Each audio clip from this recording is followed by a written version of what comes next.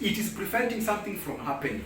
And when it comes to you and me today, let us change our attitude. Let us change our minds, because we have learned, we have seen many cases out there on how Christian youth have been drawn into problems because of defying the word of God.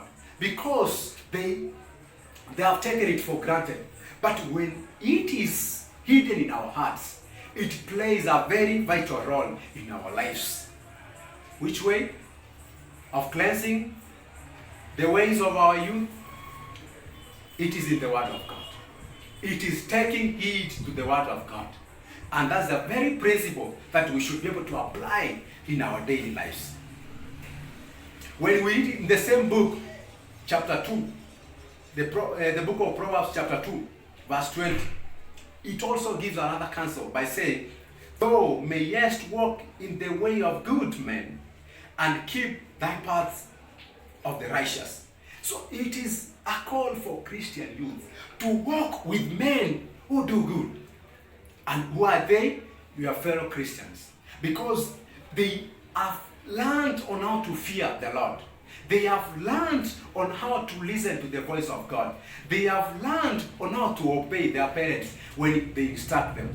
So these very men will lead you to do good, will lead you to do righteousness. But when you mingle with the world, you will find what is in the world.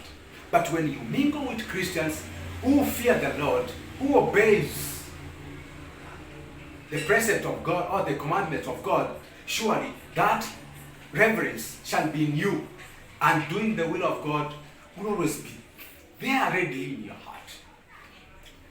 There is a problem that we find that most of Christian youth are struggling with.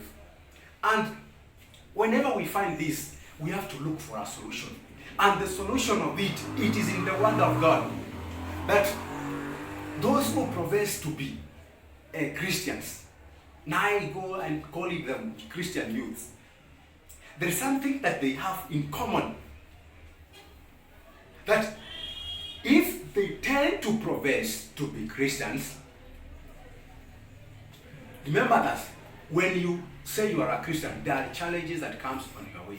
There are things that comes on your way. So it goes to say that those who profess to be Christians, Christ's followers, they have one thing. They have an anxious, troubled heart. So when they have an anxious, troubled heart, it is because they are afraid to trust themselves with God. That they want to do this, and they think that there is there shall be a controversy in between. So they fear to trust themselves with the Lord. Why? They do not make a complete surrender to Him.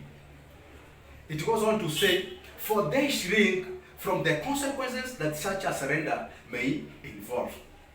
I would like to repeat this statement so that those Christian youth, whenever they are encountered with this condition, they should know what they should do.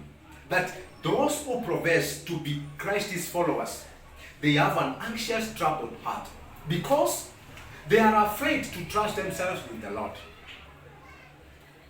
What circumstance that should come to your life that you will fail to trust yourself with the Lord?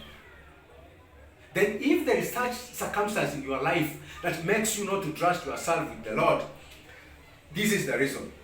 For they shrink from the consequences that such a surrender may involve.